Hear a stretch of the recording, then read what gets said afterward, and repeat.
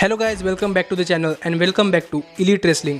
Guys आज की video भी लेट है उसके लिए सॉरी, पर प्रॉब्ली कल से हमारी वीडियोस रेगुलर टाइम के ऊपर आ जाएंगी। पर आज भी हम AEW के बहुत ही बड़े और बहुत सारे अपडेट्स के बारे में बात करने वाले हैं। और गाइज आज इस वीडियो के अंदर हम जानने वाले हैं कि जॉन मॉक्सली के डेथ राइडर के रिटर्न को लेकर कौन सी बड़ी अपडेट सामने आ रही है। हमें AEW पॉसिबली फ्यूचर में अपने रैम्पेज शो के साथ कौन से चेंजेस करती हुई दिखाई दे सकती है। और गाइज फाइनली ये डेट रिवील हो चुकी है कि हमें स्टिंग कब रिटायर होते हुए दिखाई देने वाले हैं। तो ये सब बातें जानने के लिए ये वीडियो एकदम आखिर तक जरूर देखना।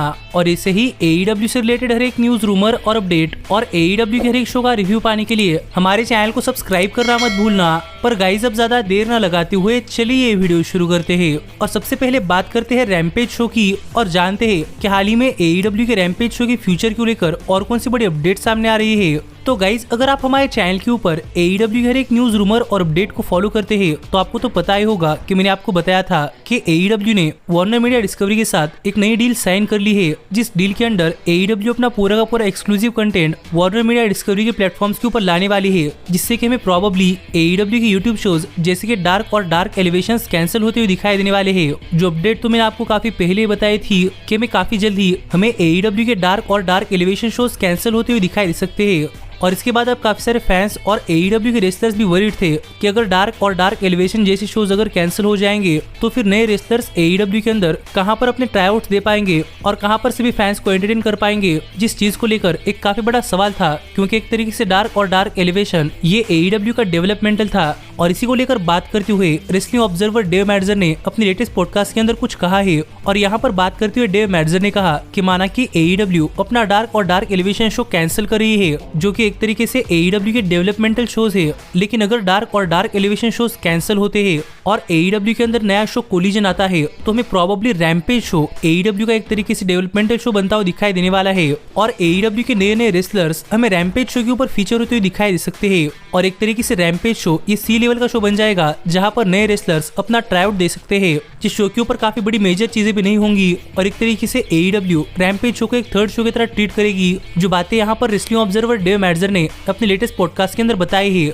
जो देखकर तो लग रहा है कि अगर डार्क और डार्क एलिवेशन शोज कैंसिल होते हैं तो इससे रैम्पेज शो काफी नुकसान होने वाला है। क्योंकि अगर रैम्पेज शो डेवलपमेंटल शो बनता है तो ये टीवी रेटिंग वाइज AEW के लिए काफी अच्छी मूव नहीं है। पर दूसरी तरफ AEW के टैलेंट्स को पहले दिन से ही टीवी पर किस तरीके से काम करते हैं इसका भी एक्सपीरियंस मिलना शुरू हो जाएगा, जो भी काफी अच्छी बात है। लेकिन जहां तक बात है मेरी, तो गाइज मुझे तो लग रहा था कि AEW को अपने रैम्पेज शो को डेवलपमेंटल शो के अंदर कन्वर्ट करने के बजाय क्यों ना वो अपने रिंग ऑफ ऑनर कंपनी के शोज को एक डेवलपमेंटल शोज के अंदर कन्वर्ट कर दे, जिससे कि एक साइड टीवी शो के साथ साथ रिंग ऑफ ऑनर कंपनी के अंदर नए नए टैलेंट्स बिल्ड भी हो सकते हैं। एक तरीके से मानो जैसे WWE के लिए NXT है, वैसे ही AEW के लिए रिंग ऑफ ऑनर। जिस पर आपका क्या कहना है ये आप मुझे कमेंट कर बताइए। पर फिलहाल के लिए हम आगे बढ़ते हैं और बात करते हैं हमारे अगले अपडेट की और जानते हैं कि फाइनली स्टिंग की रिटायरमेंट को लेकर और कौन सी बड़ी अपडेट सामने आ रही है और क्या आखिरकार स्टिंग की रिटायरमेंट डेट फाइनली लॉक हो चुकी है। क्योंकि गाइज अगर आप AEW के अंदर स्टिंग को फॉलो करते हैं तो आपको तो पता ही होगा कि जब से स्टिंग AEW के अंदर आए हैं तब से स्टिंग ने AEW के अंदर काफी ज्यादा मैचेस हासिल किए हैं और अपने हर एक मैच के अंदर अपनी काफी तगड़ी परफॉर्मेंस दी है। और स्टिंग को देखकर लग ही नहीं रहा था कि स्टिंग अब 63 ईयर्स से भी ज्यादा की एज के है।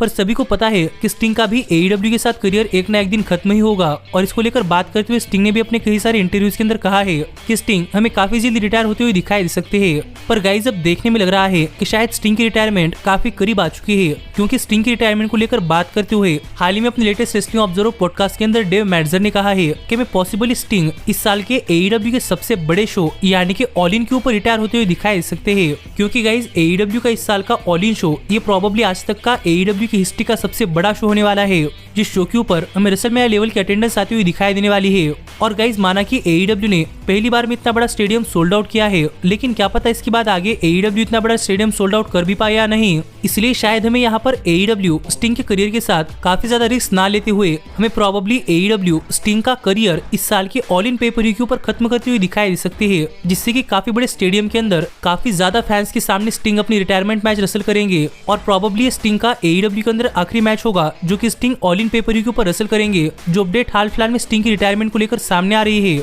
और गाइज अगर AEW सच में ऐसा सोच रही है कि AEW ऑल इन पेपर के ऊपर स्टिंग को उनका रिटायरमेंट मैच देने वाली है, तो गाइज यहाँ पर सच में मुझे ऐसा लगता है कि स्टिंग की रिटायरमेंट एक काफी बड़ी रिटायरमेंट होगी, क्योंकि यहाँ पर स्टिंग AEW के सबसे ज्यादा क्राउड के सामने रिटायर होंगे और इसे भी फैंस के लिए और स्टिंग के लिए एक काफी बड़ी मोमेंट होगी। जिस पर आपका भी क्या कहना है आप मुझे कमेंट कर बताइए। लेकिन गाइज अगर AEW इस आइडिया के अंदर जा रही है तो मैं तो इस आइडिया के लिए एकदम ऑल इन हूँ। पर फिलहाल के लिए हम आगे बढ़ते हैं और बात करते हैं हमारे सबसे बड़े अपडेट की और जानते हैं कि जॉन मॉक्सली के डेथ राइडर के रिटर्न को लेकर कौन सी बड़ी अपडेट सामने आ रही है। तो गाइज आपको तो पता ही होगा कि हर कोई रेसलर अपने रेसलिंग करियर के अंदर एक अलग अलग फेजेस के थ्रू जाता है, जिससे कि उसका कैरेक्टर चेंज होता रहता है। और जब जॉन मॉक्सली पहली बार AEW के अंदर आए थे तब जॉन मॉक्सली का कैरेक्टर डेथ राइडर कैरेक्टर था, जो कि अपने अपोनेंट को हर्ट करने के लिए किसी भी लेवल तक जा सकता था। और माना कि आज भी जॉन मॉक्सली वैसे ही है, लेकिन आज जॉन मॉक्सली का कैरेक्टर एक तरीके से ब्लैकपुल कॉम्बैट क्लब का है और वो ऐसे लीडर है जो कि अपने ग्रुप को प्रोटेक्ट करने के लिए कुछ भी कर सकते हैं। जो तो जॉन मॉक्सली का सबसे ज्यादा पसंद किया हुआ कैरेक्टर तो नहीं है, पर हमें प्रोबेबली जॉन मॉक्सली का मोस्ट बिलव्ड कैरेक्टर यानी कि डेथ राइडर काफी जल्दी रिटर्न करता हुआ दिखाई देने वाला है। और अगर आप ये सोच रहे हैं कि ऐसा AEW के अंदर होने वाला है, तो गाइज सॉरी, ऐसा AEW के अंदर नहीं होने वाला, क्योंकि हाल ही में न्यू जापान प्रो रेसलिंग ने अपने तरफ से एक वीडियो शेयर कर अनाउंसमेंट करते हुए ये अनाउंस कर दिया है कि हमें काफी जल्दी John Moxley new Japan pro wrestling के अंदर अपना रिटर्न करते हुए दिखाई देने वाले हैं, और वो भी अपने पुराने कैरेक्टर यानी कि डेथ राइडर के अंदर। और जॉन मॉक्सली का ये return new Japan pro wrestling के अंदर होने वाला है, और वो भी उनके आने वाले सबसे बड़े पेपर व्यू यानी कि डोमिनियन के ऊपर, जिससे तो हम समझ सकते हैं कि हमें फिर एक बार न्यू जापान प्रो रेसलिंग के अंदर मॉक्सली के सबसे फेमस कैरेक्टर यानी कि डेथ राइडर की झलक देखने को मिलने वाली है। तो अब देखना पड़ेगा कि जब दोबारा से न्यू जापान प्रो रेसलिंग के अंदर जॉन मॉक्सली का डेथ राइडर कैरेक्टर आता है तो अपने इस कैरेक्टर के साथ फिर एक बार जॉन मॉक्सली कितना कमाल कर पाते हैं और वो न्यू जापान प्रो रेसलिंग के अंदर कितने बढ़िया मैचेस देते हैं। और गाइज आप भी मुझे कमेंट कर बताइए कि आपका इसके ऊपर क्या कहना है। और ऐसे ही AEW से रिलेटेड हर एक न्यूज, रूमर और अपडेट और AEW के हर एक शो का रिव्यू पाने के लिए हमारे चैनल को सब्सक्राइब करना मत भूलना। पर अब मैं मिलता हूँ आपसे अगली वीडियो के अंदर, पर तब तक stay healthy, stay happy and keep watching elite wrestling. Hey, did you like that video? Click the screen for more. And where do you think you're going? Check out our official merchandise page and to support the entire cast. And thanks so much for being the elite. The elite, the elite. What, Nick, you're not going to sing it all with me this time?